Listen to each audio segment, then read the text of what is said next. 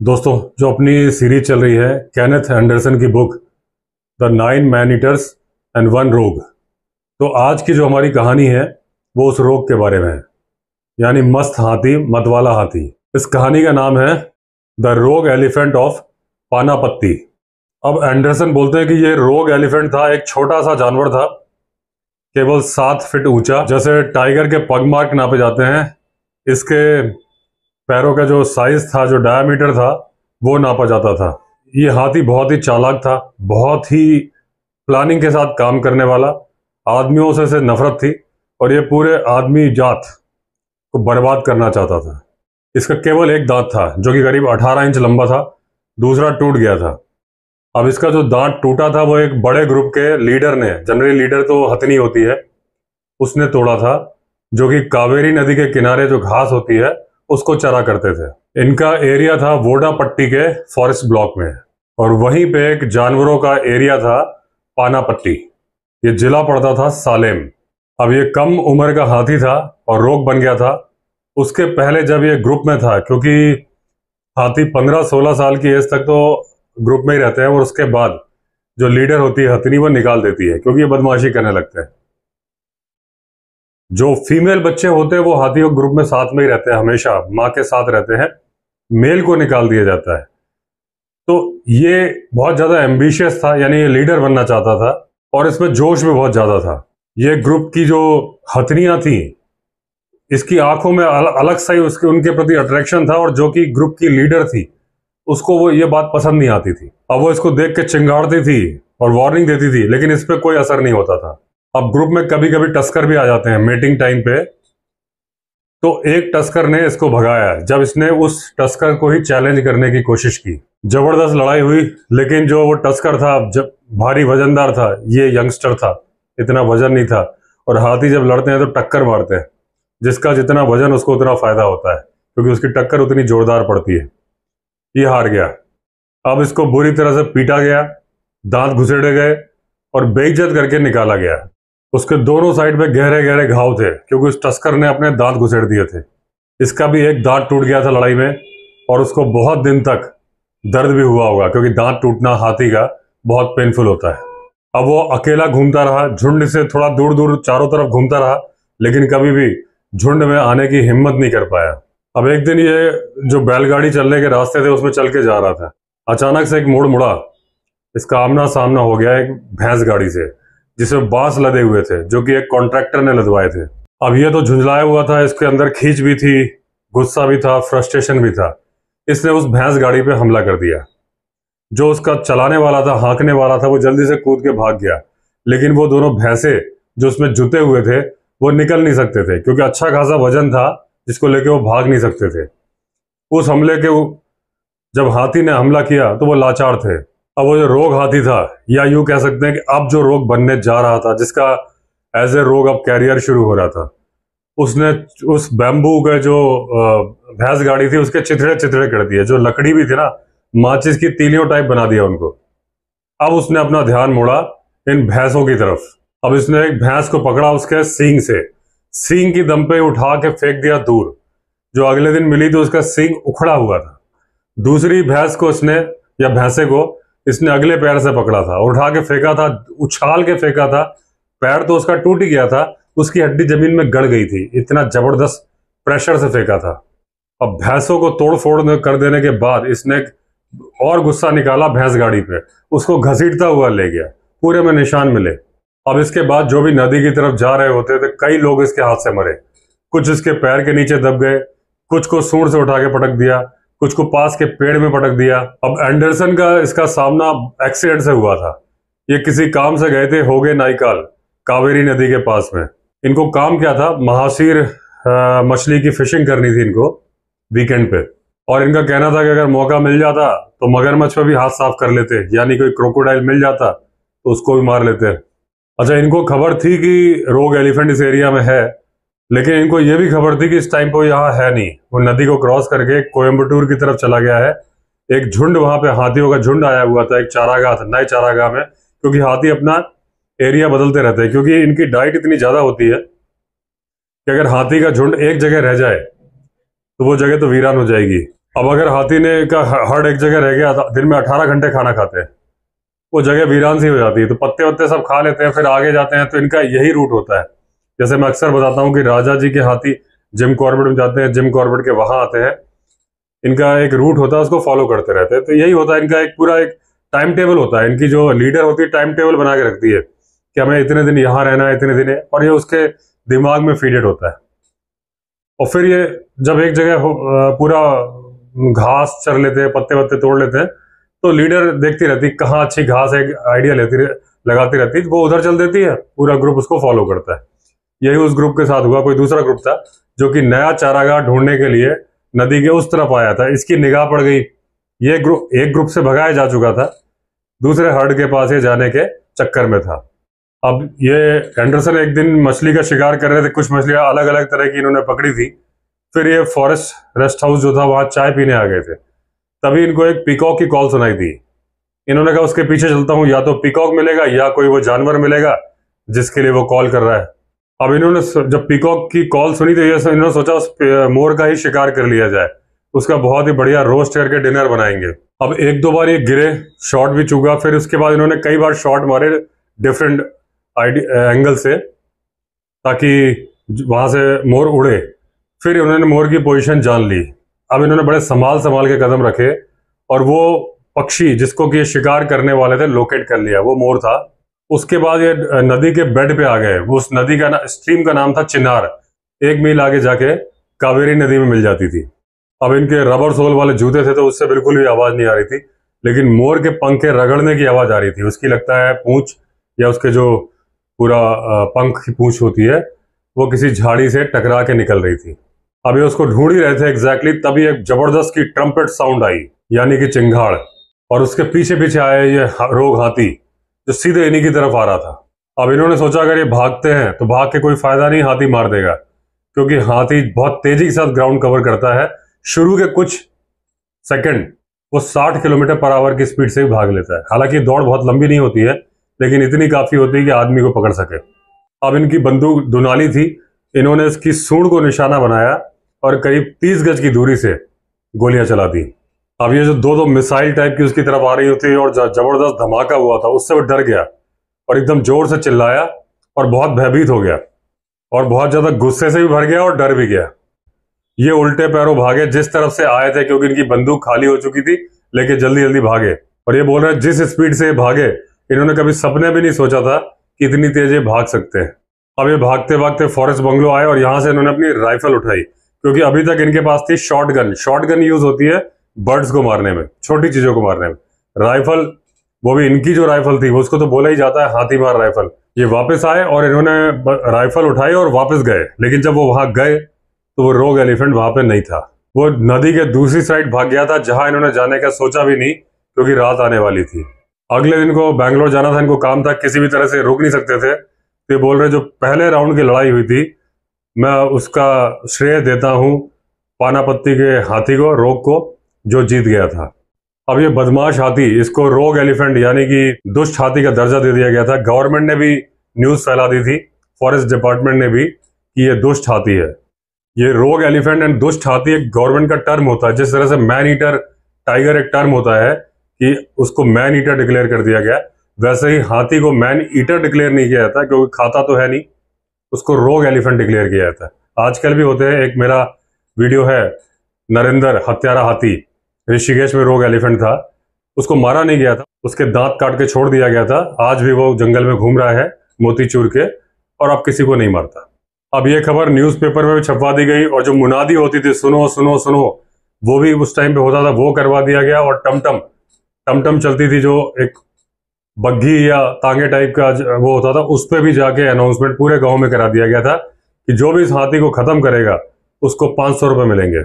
अब एक Indian gentleman ने डिसाइड किया कि उस हाथी को खत्म करके रहेंगे, और ये इनाम जीत के रहेंगे।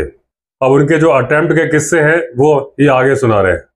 अब उनके पास जो बंदूक थी .500 डबल बैरल एक्सप्रेस राइफल, जो कि अपने अच्छे दिन देख चुकी थी, यानी कि पुरानी हो चुकी थी। वो पानापत्ती आए और उनको बताया गया कि पास वाला ही जो ब्लॉक है वोडापट्टी, वहां पे हाथी आजकल घूम रहा है। ये बोले वो ये वही जगह थी जहां चिनार स्ट्रीम के किनारे इनको हाथी मिला था, और ये मरते मरते बचे थे।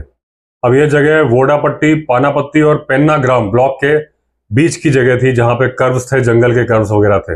अब वो जो इंडियन जेंटलमैन थे वो 2 दिन तक ट्राई करते रहे, लेकिन उनका हाथी के साथ आमना सामना नहीं हुआ। अब उन्होंने रात गुजारी टेंट के अंदर। वो पेन्नाग्राम ब्लॉक से करीब 2 मील की दूरी पे थी जगह, और जहां उन्होंने टेंट लगाया था बोला जाता है कि वहां पे हाथी कभी जाता नहीं है। लेकिन फिर भी सावधानी के लिए उनके 2 टेंट थे, उसके चारों तरफ उन्होंने बॉनफायर लगवा दिया था, चारों तरफ आग जलवा दी थी, बहुत सारी लकड़ी रखी थी। और जो उनके चौकीदार थे उनको बोला गया था कि टाइम टू टाइम रात भर लकड़ी डालते रहना ताकि आग बुझने ना पाए। लेकिन थके हुए थे तो ये रात को गहरी नींद में सो गए, और इनके जो फॉलोअर्स थे वो भी सो गए। अब वो हाथी आ गया है, हालांकि वो यहाँ आता नहीं था लेकिन आ गया। आग भी ऑलमोस्ट बुझ रही थी, उसके केवल जो हल्के हल्के लाल लाल कोयले होते हैं, जो अंगारे जल रहे होते हैं, बस वो जल रहे थे। जनरली कोई भी हाथी आग के पास नहीं जाता, लेकिन इसको आग के अंदर, आग भी बहुत थोड़ी सी आग थी, अंदर 2 सफेद टेंट दिख रहे थे, और इसके अंदर से इसकी आत्मा पुकार पुकार के बोल रही थी कि तोड़ दो, फोड़ दो, तूफान मचा दो। तो ये उस जगह से अंदर निकला जहां पे आग बिल्कुल या तो खत्म हो गई थी या बहुत ही थोड़ी सी, फांद करके टेंट के बगल में पहुंचा और बहुत जोर से चिंगाड़ा। अब जो टेंट के अंदर लोग थे अचानक आनन फानन में उठे और पूरा तूफान भूचाल आ गया उनके लिए, अचानक क्रांति आ गई यहाँ पे।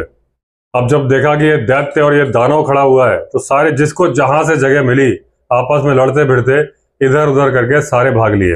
अब जो वो शिकारी था, इंडियन शिकारी, उसको इतना टाइम ही नहीं मिला कि उसकी जो पुरानी बंदूक थी उसको लोड करे और चलाए। अब हाथी ने पूरे टेंट को रिबन की तरह, सारे को रिबन बना दिया, टेंट को, उसको कुचलना शुरू कर दिया। अब जो बाहर से लोग देख रहे थे दूर से, उनको नहीं पता था कि वो शिकारी जिंदा है, मर गया कि कुचल गया। अब उस शिकारी को सूंड में लपेट के ये निकला। अब इसने रेत में रख के पूरा कुचलना शुरू कर दिया, सूंड से लपेट के और पैर से। जब कुछ भी इंसान जैसा उसके अंदर नहीं बचा, केवल एक मांस का लोथड़ा बचा जिसमें खून था, रेत भी थी। और ये हाथी का है, मैंने अपने पहले वीडियो में बताया कि जब हाथी मारता है, कहावत होती है गांव में कि हाथी जब इंसान को मारता है तो उसकी लाश नहीं उठाई जाती, उसको बीनना पड़ता है, टुकड़े उठाने पड़ते हैं। अब उसको खून की स्मेल पसंद नहीं आ रही थी तो उसने लात मारी उसको और वोडापट्टी जंगलों की तरफ निकल गया। अब इस घटना के बाद गवर्नमेंट ने जो 500 रुपए का इनाम था उसको 1000 रुपए कर दिया। अब ये खबर एंडरसन को भी लगी, इन्होंने सोचा हाथी के साथ 2-2 हाथ करने का दूसरा मौका है। पहला राउंड तो वो जीत गया था, दूसरा राउंड किया जाए। अब इन्होंने पूरी जगह का मुआयना किया जहां पे हाथी ने हमला किया था, जहां से वो आग को फांद करके गया था, जहां उसने उसको कुचल कुचल के मारा था, वो जगह भी साफ दिख रही थी। हालांकि बॉडी पार्ट नहीं थे क्योंकि वो तो गिद्धों ने खा लिए थे, लेकिन वो जमीन, लाल जमीन, और जो जिस तरह से दांत से खोदने के भी निशान आ जाते हैं क्योंकि दांत भी जमीन में डालता है, तो वो पूरा सीन, अब वो जगह क्लियरली दिख रही थी। अब ये पानापत्ती पहुंचे और इनको एक वहीं का चरवाहा था, उसकी मदद मिली, जिसको पूरा एरिया मालूम था, वो ट्रैकर भी था। अब वो चिनार रिवर स्ट्रीम के पास भी बहुत सारे पैरों के निशान थे, लेकिन प्रॉब्लम ये थी कि ताजे कौन से हैं। निशान तो बहुत सारे मिल रहे थे और किसको फॉलो करना है। अब ये डाउट था कि या तो वोडापट्टी की तरफ गया है या फिर वो नीचे कावेरी नदी के तरफ जो चारागाह है वहां गया है, जो कि कुछ मील दूर बहती थी। अब जो वोडापट्टी बैंक था उसमें एक ऊंची ऊंची घास थी जिसमें फूल भी लग रहे थे, पूरा हरा भरा था और पूरा पूरा भरा हुआ था, जैसे कि कपड़े पहनाए गए हों। कई कई जगह पे तो घास 10 फीट ऊंची भी थी, कहीं कहीं तो ये घास ऐसी लग रही थी जैसे गन्ने के खेत हो। हाइट ज्यादा थी और एक सुंदरता भी इसकी ज्यादा थी। ओस की बूंदे जो इनकी कोनों पे जमी हुई थी, वो ऐसा लग रहा था सूरज की रोशनी में जैसे कि मोती चमक रहे हो। और यहाँ ये नहीं मालूम चला था कि इनके पीछे कितना बड़ा खतरा छुपा हुआ है।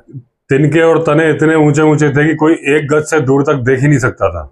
इनके बीच से निकलने के लिए पहले ऐसे तने को एक हाथ से ऐसे पकड़ के मोड़ना पड़ता था, तब राइफल लेके दूसरे हाथ से निकलो। एक हाथियों का झुंड भी होने के अंदर संभावना थी, लेकिन वो दिखाई नहीं दे रहे थे जब तक बिल्कुल फेस टू फेस उनके पास ना आ जाओ।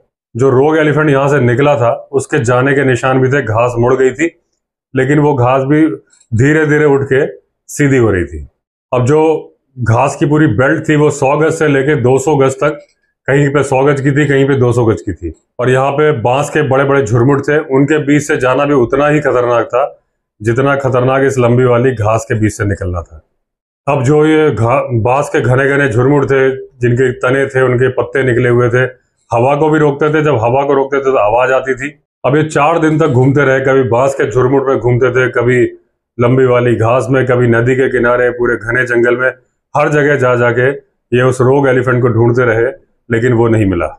अब ये हो गए नायकाल के पास में मैट्टूर डैम था, वहां तक पहुंच गए, जो कि 35 माइल्स दूर था। उसके पास में सिटी थी तिरुचिनोपोली, और जो कि डिस्टेंट बे ऑफ बंगाल है, जो कलकत्ता से बे ऑफ बंगाल शुरू होती है, उसका दूर दूर वाला इलाका था यहाँ पे। ये सब घूमने में इनको कोई नए पैरों के निशान मिले नहीं। अब 5वें दिन ये और इनका गाइड फिर से कावेरी नदी किनारे पहुंच गए और आसपास घूमते रहे कि क्या पता कहीं से फ्रेश फुटप्रिंट मिल जाए। अब ये थोड़ा 3 माइल के कठिन रास्ते पे चल गए। वहां पे जो पेड़ों का जंगल था उसका नाम था मुट्ठी ट्री, और पूरे नदी किनारे फैले हुए थे, पानी तक चले गए थे वो। बीच बीच में लंबी वाली घास भी आती थी। फिर इनको हाथी के पैरों के निशान मिले। अब इन्होंने जो मेजरमेंट मिलाया तो ये जो रोग एलिफेंट था उसके बराबर ही मेजरमेंट था, यानी ये रोग एलिफेंट ही यहाँ से गया था। अब उसको ट्रैक करना बहुत आसान हो गया था, क्योंकि जो उसके पैरों के निशान फुटप्रिंट भी मिल रहे थे, साथ में जिस घास को चीर के गया था, तो क्लियरली समझ में आ रहा था कोई भारी भरकम जानवर यहाँ से गया है। अब छोटी सी पहाड़ी थी, उसकी तरफ ये बढ़ते चले गए निशानों से, फिर उसका गोबर भी मिल रहा था, तो पता चल रहा था कि हाँ जी ये हाथी यहाँ से गया है।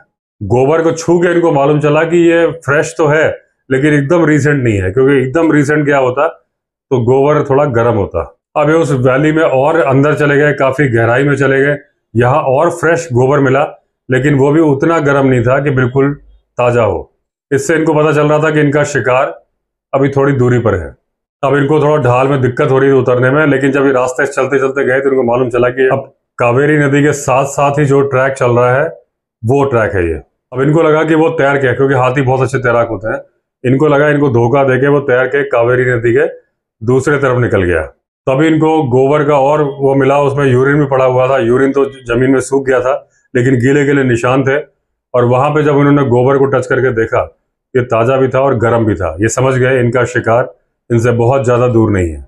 अब एक तरह से देखा जाए तो इनके अंदर रेस लग रही थी कि कौन पहले पहुंचेगा, क्योंकि इनको डर था क्योंकि अगर ये लेट हो गए तो वो कावेरी नदी को क्रॉस न कर जाए। अब बीच बीच में पेड़ मुड़े थे, घास को उखाड़ा था, तो इनको पता चल रहा था कि चलते चलते बीच बीच में घास भी खा रहा है, अपना खाना भी खा रहा है। अब एकदम से थोड़ा ढाल आई और इनको जो आवाज आई उससे इनको पता चल गया कि ये कावेरी नदी के एकदम किनारे पहुंच गए। अब जमीन की जो रेत थी वो भी इनको पैरों में महसूस होने लगी, लेकिन फिर इन्होंने उसके जो फुटप्रिंट देखे तो इनको समझ में आया कि वो नदी क्रॉस करके नहीं गया है, उल्टा जो ग्रासी जगह थी उसकी तरफ चला गया, ऊपर की तरफ। अब यहाँ जो निशान मिल रहे थे वो सारे निशान देख के लग रहा था बिल्कुल अभी अभी हाल के ही है। अब ये करीब 150 गज और गए तो इनको आवाज आने लगी हवा छोड़ने की, पानी उछालने की। तो इनका जो शिकार था वो रोग हाथी वो नहा रहा था। अब इनकी किस्मत थी कि जो हवा थी वो हाथी की तरफ से इनकी तरफ आ रही थी, क्योंकि अगर इनकी तरफ से हाथी की तरफ जाती तो हाथी की सूंघने की शक्ति बहुत अच्छी होती है, 2.5-3 किलोमीटर दूर से सूंघ लेता है, लेकिन वो नहीं सूंघ सकता था क्योंकि उसकी हवा इनकी तरफ आ रही थी। अब हाथी का जो फेस था वो दूसरे डायरेक्शन में था। अब यहां से क्योंकि हाथी का फेस इस तरफ नहीं था तो इनको मालूम नहीं चल रहा था कि ये रोग एलिफेंट है कि कोई नॉर्मल सा हाथी, क्योंकि हाथी तो भरे पड़े थे जंगल में। तो इन्होंने डिसाइड किया कि थोड़ी देर वेट एंड वॉच करेंगे ताकि इनको पता चल जाए कि ये रोग एलिफेंट है। 5 मिनट तक एंजॉय करने के बाद नदी में अचानक से हाथी उठा और एक डायरेक्शन में चलने लगा। अभी तक उसने अपना चेहरा इनको दिखाया नहीं था और ना ही ये देख पाए थे कि उसका एक दांत है कि 2 दांत है, यही उसकी पहचान थी। अब इनको बहुत जल्दी डिसीजन लेना था, क्योंकि जैसे ही हाथी चल के घने जंगल में पहुंच जाता, व्यू से बाहर हो जाता, उसका पीछा करना, गोली मारना बहुत मुश्किल हो जाता।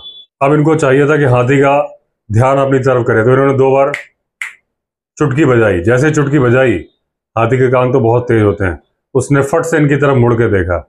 जैसे ही मुड़ के देखा तो इनके सामने खड़ा था रोग ऑफ पानापत्ती अपने टूटे हुए दांत के साथ। अब जैसे ही हाथी ने इनको देखा वो गुस्से से भर गया, क्योंकि वो आदमियों से नफरत करता था। उसने अपनी सूंड अंदर की तरफ मोड़ी, अपना सिर यूं उठाया, पूंछ को मोड़ के थोड़ी थोड़ी बाहर दिखने लगी और बहुत जोर से चिंगाड़ता हुआ इनकी तरफ दौड़ा, क्योंकि अब उसको एक शिकार को और बर्बाद करना था। तभी इनकी .405 बोल उठी, वो उसकी हाथी की मुड़ी हुई सूंड और गले के बीच में निशान पे लगी। हाथी वही रुक गया, स्टिल रुक गया और खून की धारा निकल पड़ी। अब उस साइड में मुड़ा भागने के चक्कर में। 2 और गोली चली, एक तो उसके कान और आंख के बीच में जहां टेम्पल ग्लैंड होती है, जहां से मस्त हाथी का सिक्रीशन निकलता है, वहां लगी, दूसरी कान के पीछे लगी। अब हाथी एकदम से खड़ा हो गया और उस कपकपी एकदम कांपने लगा, जैसे उसको कपकपी वाला बुखार आ गया हो।